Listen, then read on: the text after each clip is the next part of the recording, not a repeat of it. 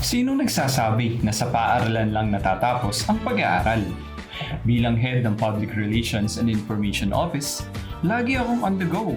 Hindi na kailangang ubus na ang tao, saka lang ako kikilos. Ito ay aking passion.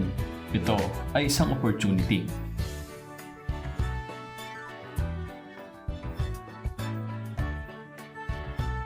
Pasulong, paasenso.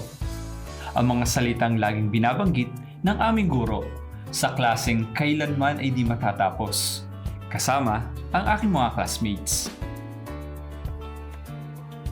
Tulad ng isang normal na klase, mayroon akong mga classmates na responsable, may tahimik, may madaldal, may masisipag, may laging nagpapaganda, may cleaners, at mayroon ding BFF na laging twinings.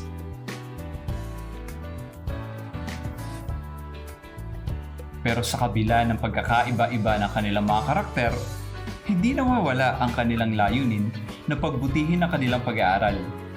Pero sa klase namin, paglilingkod sa bayan. Oops! Hindi nga din pala mawawala ang laging late.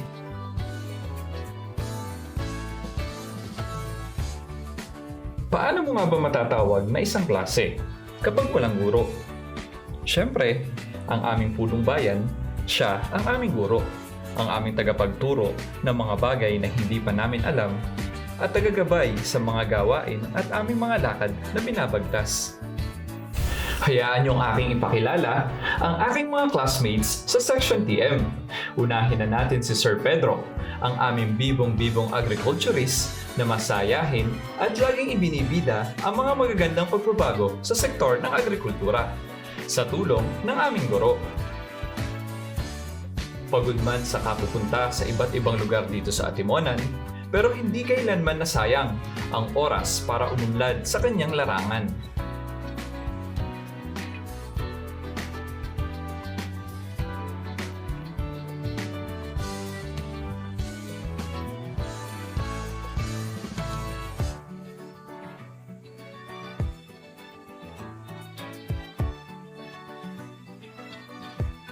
Nariyan din sina Engineer Manyo at Ma'am Merlina ng GSO. Parang magkakambal kong kumilos. Parang laging nagkakatugma sa mga ginagawa. Natural lang siguro sapagkat sila ay magkatuwang sa iba't ibang programa.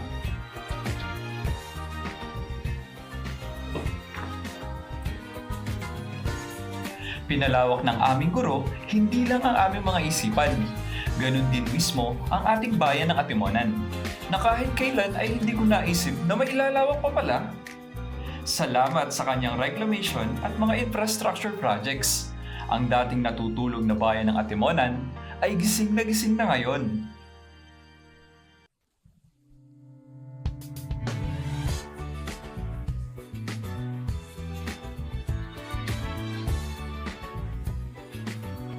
Kung merong super health center ang Atimonan, ay dahil meron din tayong super doctor sa RHU. Yan si Dr. Richard, ang aming classmate na parang si Cardo Dalisay. Pero imbes na baril ang hawak, stethoscope at walkie-talkie ang kanyang panlaban. Sobrang bilib sa kanya ang aming guro dahil sa nagiging tagumpay natin sa gerang pangkalusugan at pag-iwas sa mga sakuna.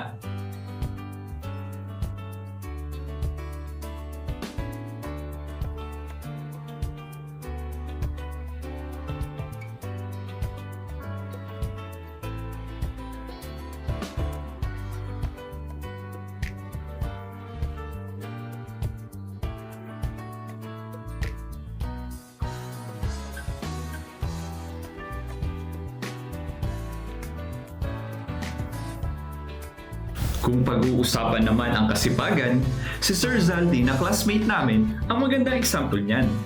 Paano ba naman? Sobrang dami ng ipinagkakatiwala sa kanya ng aming guro na hawakan. Nariyan ang Featherport, Public Market, Terminal, Fishport, Peso at Tourism. Ano pa ba? Sana wala akong nakalimutan.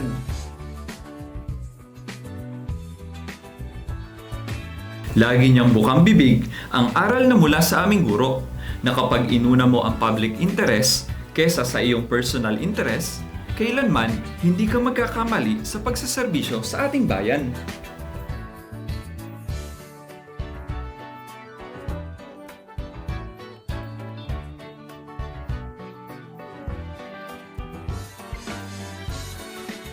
Siyempre, hindi makukumpleto ang klase kung walang cleaners. Ang kalinisan na ito ni Ma'am Risa ang pumukaw sa paningin ng aming guro para sa kanya ipagkatiwala ang pamumuno sa Menro. O di ba okay? Okay tayo sa Project OK.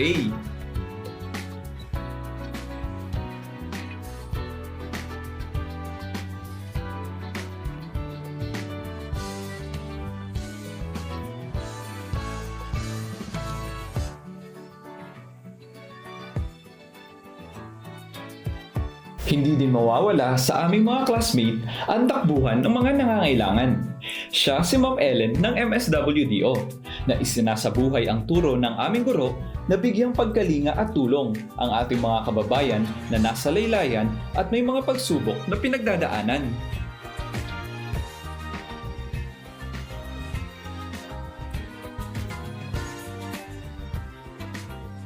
May classmate din kami na laging in love at blooming.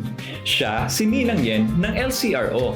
Ninang, dahil sa dami na ng kasalang bayan na kanilang inorganisa ng ating punong bayan.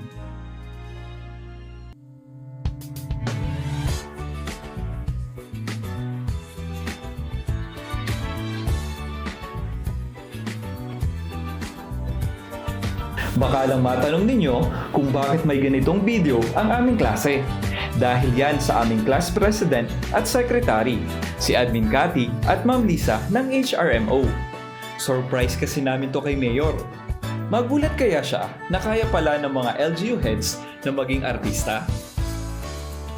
Sa pagpapatuloy ng aming pelikula, mas kilalanin pa natin ang ibang estudyante ng ating Mayor. Guru pala. Nariyan din ang mga beauty with braids naming classmate na siguradong laging panalo kung ilalaban natin sa Math Quiz Bee. Sila ang nasa likod ng bawat matagumpay na project na aming ginagawa. Si Ma'am Josie ng Budget, Accountant Malin, at Ma'am Zane ng Treasury. Bukod sa mga beauty with brains naming classmate, nariyan din ang Girl Scout at Boy Scout naming classmate na laging handa sa pagpaplano ng iba't ibang proyekto. Sina Ma'am Milda, Ma'am Cecil at Bossing Arnel ang pinagkakatiwalaan ng aming guro pagdating dito. Hindi rin mawawala sa aming classmate ang taga-sita at taga-multa. Nabigyan ka na din ba ng penalty ni Ma'am Mildred ng PPLO o ng ticket ng TMU? Sana ay inyo silang maunawaan dahil tulad na aming guro, hindi nila nais ang kayo ay pahirapan. Pagkos, pinagsusumikapan lang nila na maging ligtas ang ating mga lansangan at maging responsableng taxpayer tayo ng ating bayan. Sino pa nga ba ang hindi ko naibibida sa aming mga classmates? Alam ko na, meron pa nga pala kaming napakagandang views at poging-pogi na escort. Ang attorney Chinito na si Attorney Elvis ng SPU at Sports Development Office at si Ma'am Lisel ng LYDO. Ito ang aming klase at sila ang aking mga classmates na nagkakaisa at nagsusumikap para malagpasan ang mga hamon at pagsubok ng buhay. Alam kong proud sa amin ang aming guro, pero lingid sa kanyang kaalaman, mas proud kami sa kanya sa pagkakataong kanyang ibinigay para kami ay matuto at mapaunlad hindi lamang ang aming mga sarili, kundi maging ang ating bayan. Kami ang Section TM, Your Loving Class of 2016-2025. Salamat po Lord sa aming guro. Sabi ko sa inyo, wag kayo magiging masama.